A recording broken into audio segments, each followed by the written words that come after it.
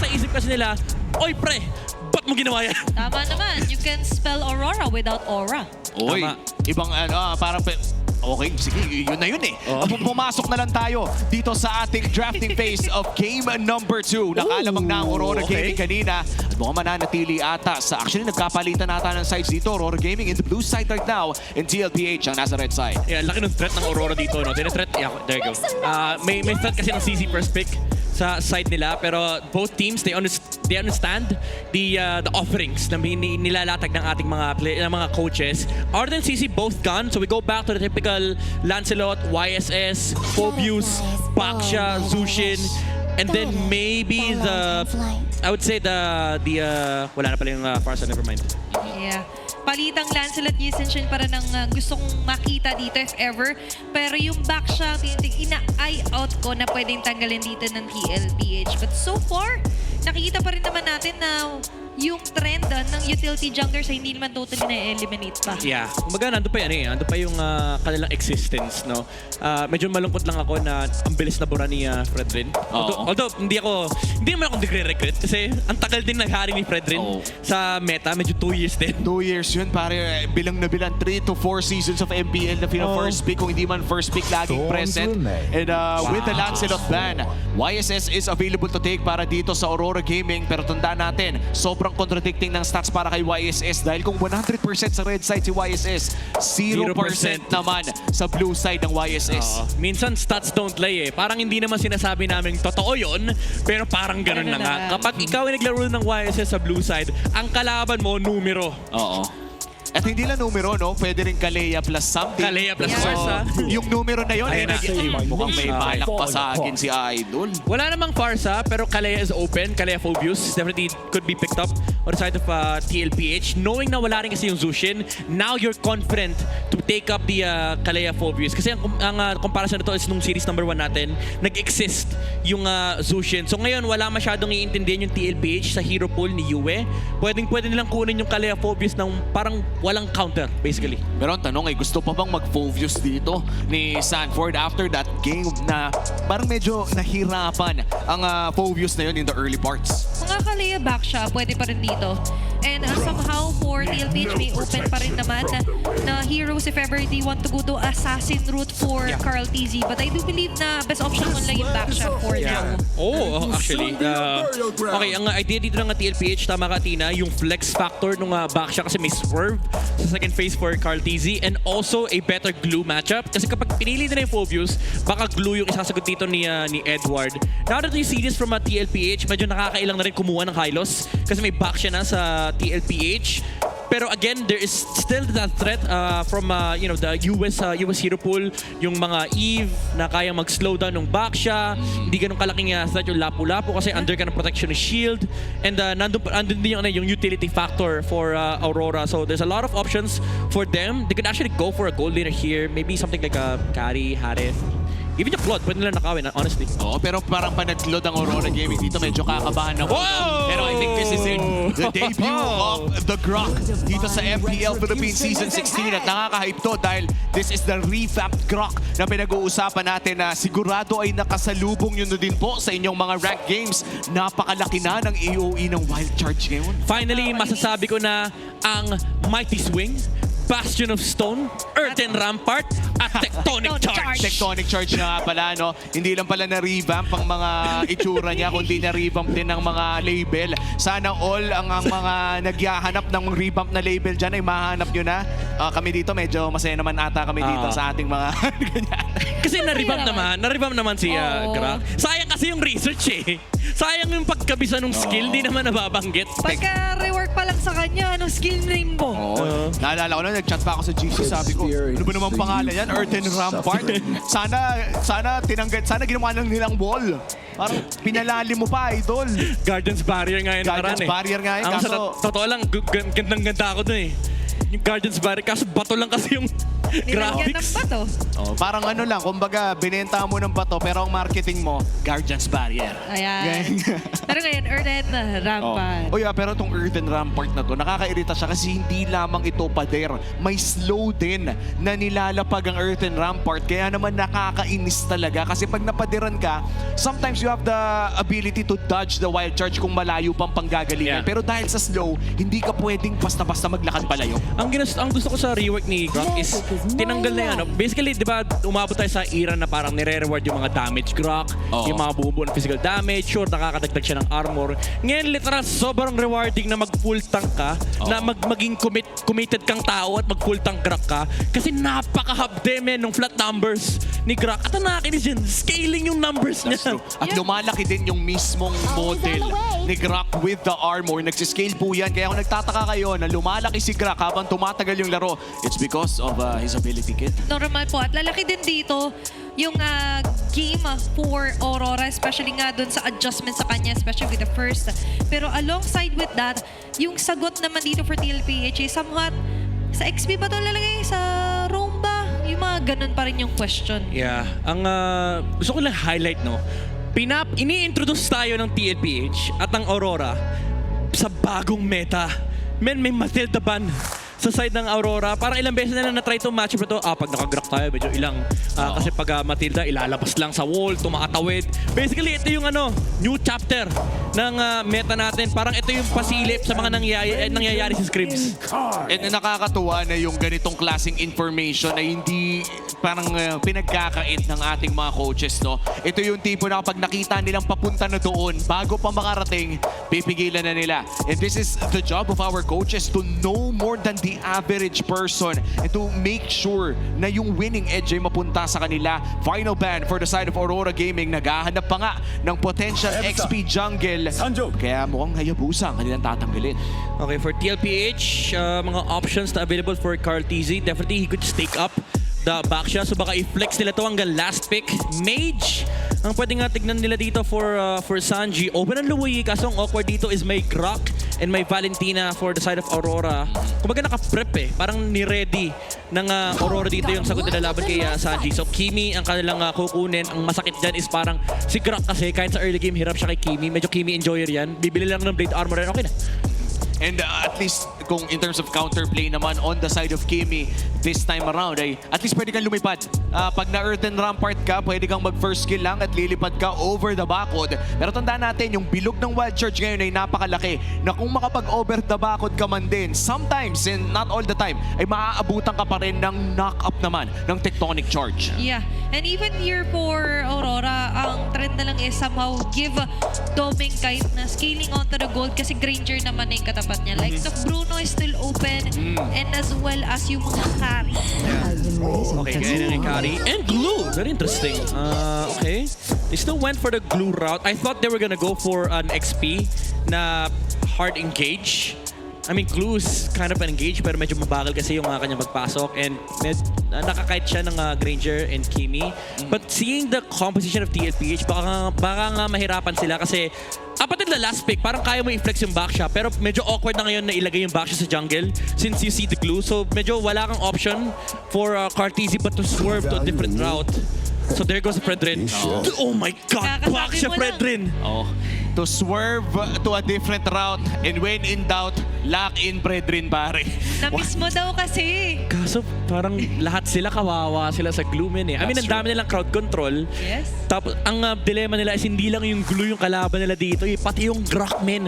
Napakalaking problema niyan. Once na makomit na yung dash ni Fredrin, once na makomit na yung pag-drive ni Baksha, you're all susceptible under the Earthen Rampart and the Tectonic Charge. Bilis sila mako-corner dito kumbaga. And yun yung mga eskinita na strength naman for Aurora. Still, it leads up to somehow yung objective takes natin kung magiging kamusta ba for Tlph. At dito na nga natin masasabing magpapatuloy na ang laban ng ating mga timeless champions. Nakalamang na ang Aurora Gaming in their wonderful scaling lineup na napabilis ang kanilang snowball. Ang tanong, mapapatagal kaya ng Team Liquid Philippines ang serye na to to a game number 3? Pasok na tayo sa Land of Dawn. Let's look at the early game. Ano bang ine-expect natin na pwedeng mangyari in the early parts of this game? Honestly, major requirement for Tlph na ipanalo yung early game. Every turtle, they should be able to win. Kasi yun lang yung kayang gawin ng lineup nila. In terms of scalability, yes, kahit paano kaya naman nila makipagtapatan sa damage, but they're against a carry na kayang mag-shred ng mga frontliners for the side of Tlph. Ang problema kasi, kaya silang i-kite. This time around, yung kite nasa side na ng Aurora. They have the glue, they have the grok, and also do take note, yung Valentina pwede rin kopyahin yung lapu-lapu. Oo nga pala. Sabay pa tayo. Sabay tayo. And then, na-realize ko din lang kung gaano kalaking problema kasi yun eh. Yung tipong nagbe-bravest fighter yung Valentina sa harapan ng marksman mo. May dagdag frontliner eh. Ang hirap, di ba? May Kite Brothers na nga. Literally kite. And then yung pwede mga mag-play dito for Aurora and as well as for Tlph. Parang masyado tayong skill-based dependent din sa mga pasok din later on ni Sanford. And sa totoo lang, no, when we look at the Gisun Shin, isa rin yan sa mga mailap talagang hanapin when you are a Fredrin. Yes, makakapag-dash ka, siguro makakahit ka ng konti. But if the traceless is available, you're technically baited out. Kumbaga, napakahirap kasing stun ng YSS na maganda yung tempo ng traceless. Kaya sobrang importante talaga ng early game dito for Tlph. If they are able to win it out, kaya naman nila makipagsabayan versus Aurora, enough yung kanilang frontliners para maprotektahan itong Granger pati na rin yung Kimi. But that's a big if. Kapag hindi na nakuha yung early game, medyo aabot sa punto na parang kailangan sobrang lulupit mo pumindot at mag-layer ng mga crowd control para makalabang ka sa Aurora. And in terms of turtle fights, no, lamang naman ang Fredrin dyan ng maaga. I think it still holds na kahit sa meta na to na medyo hindi na nabibigyan ng big importance sa Fredrin, ay napakahirap pa rin pong labanan ng Fredrin in the early turtle fights. Pero nandiyan na si Laita, still level 3. Wala pang access sa Tectonic Charge. Tama ka naman dyan. You have the layer of sustain dito and the Guardians from Tlph. Papasok din dyan yung Earth Rampant pero Sanford nagwawala. Katulad kanina, sabi ko lang nakaasa rin tayo sa kung ano nga ba magiging timing for Tlph. Timing naman doon na rin. Edward! Easy pero mahuli pa rin sila ni Edward. And then spread with a grab. Sasabutan si JP, ibabalik sa laban. Nagkakagulo-gulo ng targeting pero hindi magugulo dito is yung pagtakas nga ni Edward na tuloy-tuloy pa rin nakabande. Mukhang first blood ba makuha dito nila Sanji with a jetpack. Yes, indeed. Nag-flicker at na-punish at mukhang mapapunish pa ng mas malala dahil papasok na muli si Sanford at mga agaw pa si Carl Tizzy. Nagpakita ng aggression ng Aurora Gaming at mukhang nalugi pa sila doon. Yeah, yun talaga yung strength ng lineup dito ng Tlph. So many frontliners. Lalo na't may revitalize pang kailangan i-burn through dito for JP. For Aurora, medyo kulang pa yung kanilang damage ng early game. You have to respect itong frontline aggression na ginagawa ng Tlph. Unfortunately for Demon, kahit ginamit niya retribution niya sa auto-invade mula kay Carl Tizzy. At yung auto-invade na nanggaling kay Carl Tizzy gives them this 1K gold lead. Tandaan natin, nakuha din nila ang pinakaunang pagong. And sinabi mo na nito, Midnight, na ang kanilang key to victory dito ay win the early game. And right now, ginagawa naman na nila yun for Aurora Gaming. Nako, sasaktan lamang si Sanji, pero mukhang napapabagal na nila si Demon Kai. Yeah. Kumbaga, ang laro dito ng Tlph is play under your own timings. Kapag kompleto yung mga battle spell, yung ulti, talagang pwede nilang i-run down yung mga objectives. You're also waiting for the Granger to get out of the laning stage. Maybe yung Hunter Strike pwede na, kahit hindi na nila hintayin yung Skypiercer. Kasi yung lane-to-lane na transition pwedeng gamitin ng Tlph. Para yung sakit ng mga bala. Kakasabi lang natin ng transition. There's going to be the bullets here for Oheb. Gandang front yun for light but still delikado. You mentioned yung early talaga is for Tlph. At with the Fredrin, gusto ko talaga i-capitalize yung mga objective takings. At medyo babakat pa naman talaga yung damage dito ni Oheb kay Grok dahil ang first item pala dito ni Grok would be yung tough boots lamang. So, leather. Papunta pa lang ng Dreadnought Armor. Yeah, medyo bitin pa yung kanilang actually lahat for Aurora. 10 bits pa talaga lahat, so kailangan nila maghintay. Lalo't na ipanalo din ng Tlph yung first turtle. Pero hindi mabibigyan sila from Easy. Kabilang ba na naman iniipin doon nila Sanford and JP. Ang mga nagdapan siyang members Oh my God, Sanford. There's the bravest fighter. Light trying to run away. Pero makasusunda pa rin sila dito nila Sanji. 5 miyembro ng Tlph ang nakaabang. Sobrang daming battle spells na na-burn doon, Midnight. Oh, and for Aurora, they're trying to deal with the front lines of Tlph, but I don't think it's the right call. Part 2 agad. At ngayon yung magiging call nila is to take zone line. There's going to be the next zone nata connecting onto light. Akala ko talaga, men, nung nalagyan na ng Earthen Rampart, akala ko play na ng Aurora Gaming with TLPH. No, ngayon kung wala na kaming exit, wala namang kaming balak umalis. Kaya nga, may revitalize pa kasi. Yue, Davis Ayaw Fighter. umalis. Anong exit? Ito, entrada. Entrada para sa TLPH. Kabasag. Mabawasan yung mid-tier turret para sa Aurora. Bitin pa. Yung Aurora, ang pinili nila dito for the first 2 turtles is contest. Na parang nangarap sila na mapigilan yung early game dito ng TLPH. Now, they're under the spike. Ito yung window na kung saan malakas yung lineup ng TLPH. Sobrang daming brusko sa side ng TLPH. Pati yung brusko ng Onyx, hiniram nila. And for Aurora, kulang pa talaga yung kanilang damage. Kailangan pa talaga mag-farm dito if you're Aurora Gaming. Hindi pa naman ganun kalaki yung gold lead para sa side ng TLPH. 2,000 pa lamang ito, but in terms of base numbers ng ganitong level for the picks of the side of TLPH, dito mo talaga masasabi na the picks matter eh. Ito yung mga picks na kahit ganito pa lang yung pera, sobrang sakit na. Yeah. And they're also playing under the conditions. No? Ganda rin nung ginagawa ng TLPH na lagi nauuna si Sanford. Even if kailangan niyang ibigay yung kanyang katawan kasi alam niya wala namang damage eh. Kasi may layer ng crowd control na pwedeng lumabas. Kaso nga lang, Wow! wow. Ngayon ni Light ang kanyang iaalay. Makaiwas lang at makatakas doon si Domekite. Andiyan pa rin naman. Yung mga bullets na mangyayari galing kay Sanji. But still, para sa Aurora, they're taking things slowly muna. That's a big flicker though from Doming Kite. This is a signal for TLPH na yung next objective nila ay super clear. Pwede nilang kunin yung pagong at magrumekta sa mid and also go to the bottom lane. Walang choice ang Aurora kundi humarap ng trade. Okay. It's gonna be hard. Walang flicker dito yung carry. Pero mukhang mahanap nila ng bagya. Pero makakapag-purify naman si Sanji. That's gonna be the turtle going to the hands of TLPH. At lalaki na nga kanilang gold lead. Sobrang lala. Ang bilis ng transition load. Sabay! Atake dito kay Domekite na wala mang flicker. Carl easy onto the front. Sinabsorb lang na ng damage. Ang Brazers Rat ay kukonekta live. Going down. Yue as well. Na ngayon ay matatanggal. With a double kill na. At mukhang si Demon Kite na sunod nilang punteriya, pinalayas sa sarili niyang purple buff. And Aurora Gaming ngayon, nalulugi na ng 6,000. Ayaw pa atang pauwiin. JP, going to check that push. Hindi tatama ang gulong at makakaalis si Demon Kite. Alam mo, sa ganitong laro ng TLPH, hindi mo talaga hindi mo maaalala mo yung panahon na nag-M4 champion ang TLPH. Ganito yung ecosystem, men. Imagine mo si Tlph naka-Fredrin. Ito yung ang nakakatuwa, parang hindi nawala yung tulis. Ibang Carl tusok to eh. Nanunusok din naman si Fredrin pero ibang klaseng tusok yung nakikita natin. And for TLPH, lumalaki na ang kanilang kalamangan. Sisilipin natin ang in-game equipment hatid ng Infinix. Looking at the armor stacking na ginagawa ng TLPH, wala talaga silang paki sa damage na pwedeng ibato ng Aurora Gaming. Ano pa talaga, lugi pa sila sa items, lugi pa sila sa defensive and aggressive item. Yung physical damage, yung magic damage, kulang na kulang pa. Aray ko. Kamutigan nyo na. That's a big info para sa TLPH. Iwasan nila yung tectonic charge na may earthen rampant here para kay Light. Wala rin flicker. So ngayon yung chance nila para umatake. Tuloy-tuloy pa rin naman sa damage dito para kay Sanji. May ibig sa sitwasyon. Edward? Si Edward nakakapit with grab. Kaso nga lang siya yata hindi ka-grab by the neck dito nila. With a mega kill. Kinalabit ng dating kakampi, pare. With that Death Sonata at mataba na nga si Oheb dito, pre.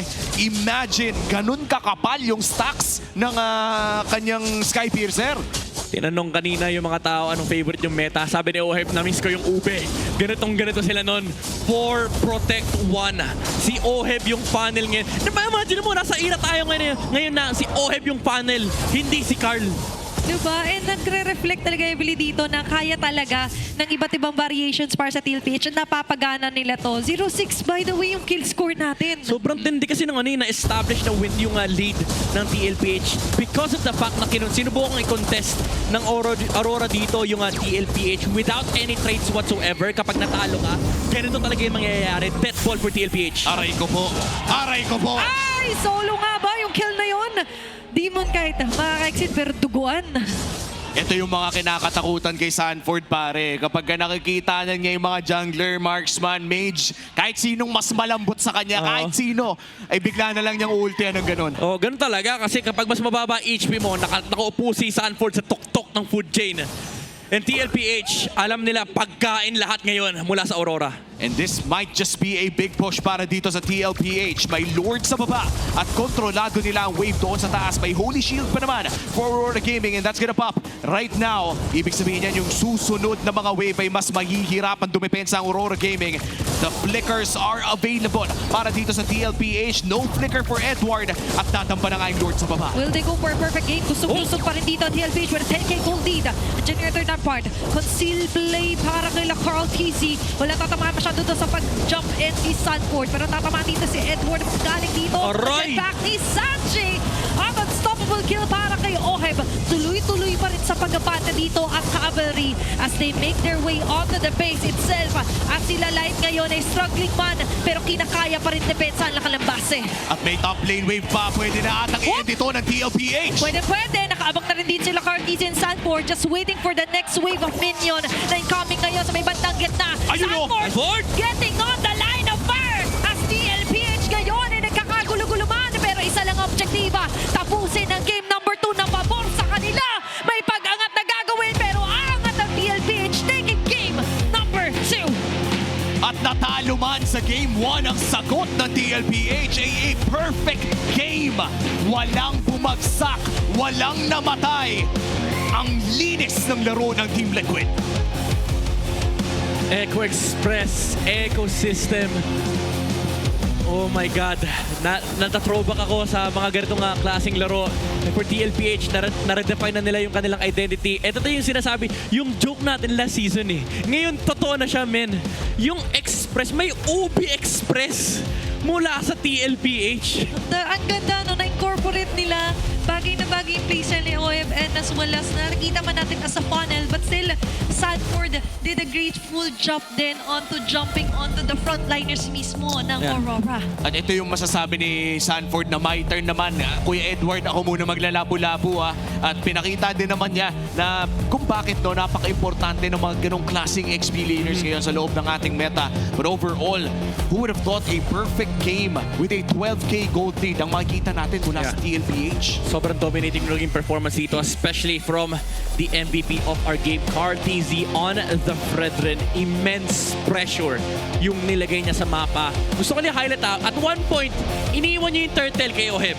Sabi niya, Heb, panay ka reklamo sa turtle, ikaw kumuha. Kinuha niya yung orange ni Demon kahit literal na wala siyang pakita sa turtle. Sabi niya, barili mo na lang yan, pupunta ako orange, nakasalubong nila si Doming kahit nawala ng farm yung Aurora. And ang malupit doon, 2 birds with 1 stone. Pinasaya niya na yung bebe niya, nakakuha pa siya ng orange. And this is something na alam nating nakukuha at nakukol lamang ng mga veterano na kayang itulak yung laro ng mas mabilis. Yung mga ganong klaseng 2 birds with 1 stone na play, kailangan kasi ginigage mo yun eh. Tinitignan mo kung kaya bang ituloy, kung kaya bang i-crit ng sobra. And for the side of TLPH ay, ang sagot doon ay, kayang-kaya. Yeah, kung game 1, naging greedy sila kung sino nga ba yung kailangan nila bigyan talaga ng resources ngayon. It's all up to the OHEB strategy. Granger na well-farm na sumatotal pa nga yung siksik-lig-lig up until the very last na kung saan well-protected. Di siya masyado naabot dito ng Aurora. Yeah. And for the longest time, I would say, ito yung identity ng mga nagiging top teams ng MPL Philippines. Yung parang alam nila kung paano balansein yung okay, early game comp tayo, late game comp tayo. And for TLPH, parang naramdaman nila na ito yung window ng Aurora. Ito yung time na pwede na silang butasin. And I think this lineup is the epitome of what the answer is laban sa Aurora. Kailangan mo talagang puruhan yung early game. Kasi I would say Demon Kite and Doming Kite, they're quite greedy cores. Even though yung setups minsan sa Aurora, hindi naman kasi nagpa-funnel strat din sila with the YSS Ruby. But essentially, they play for timings. They play for their late game scaling. So for TLPH, the approach was overload din natin ng early game. That's why they went with the back shot first pick. Ganda rin ng lapu-lapu swerve kasi alam nila paparating yung glue pick up. Hindi na nagmatter yung Phobius kasi it all depended on the XP matchup. So sa ulo ng TLPH, okay, lapu-lapu will be the winning matchup. Kailangan natin makuha yung unang pagong and kailangan natin makuha yung early game. Boom! Double utility heroes. And nakita natin yung epekto nun sa early game pa lamang. Never nagkaroon ng gold lead dito ang side ng Aurora Gaming for this game number 2, which is very different no nung game 1. Baliktad ang istorya. But this time, para bang nagawa ng paraan ng TLPH na yung mid lane nila, there was a time na parang tumutubi-1 si Sanji against this Valentina and Grok in the room, which begs the question, gaano ba ka-effective ang Grok ngayon sa ating meta? The only time that I did see a good play coming in from the Grok would be nung na-block yung damba ng Lord. Pwede pala yun. Pwede palang i-block yung damba ng Lord. Yeah, and actually, the last time that the Grok was used as way back, season 14 yata, Yeah, na last year. naglabas tayo, and that was onto our SGPH pa. Yeah, I think Select din mismo. Yeah. Select din. Yung Oo. naglabas March 24, something like that. May 24, can't remember. But Basta yeah. May 3. Ayan. Ayun, yung I would say no, yung mga Grok games. I'm not gonna use this as an example of why Grok is either good or bad. Kasi literal nakita natin in this game yung stampede ng Liquid, amplifying yung presence ni Oheb, bigyan siya ng space, bigyan ng farm, and they did that. And na-translate naman yung gold na farm dito ni Oheb, being the carry of this game. Kumaga yung apat niyang kampe, even though si Sanford taas din ang damage dealt. Ano siya kumaga parang press stun mo nga, babarilin ko. Ganon yung naging laro ng TLPH. Basta stun mo lang, babarilin ko. And dahil nangyari yun sa game for TLPH, ang laki ng spasyo na meron dito si Oheb. Literal, kahit saan niya gusto magpunta, pwede siya mag-farm. Umabot sa punto na binigay na sa kanya ni farm yung Tlph, sa'yo na yung pagong pre. At saka nakakatuwa na kahit saan pumunta si Oheb, laging may nakapalibot na makakakampi. And this is I think the beauty of having two utilities, no? Yung 4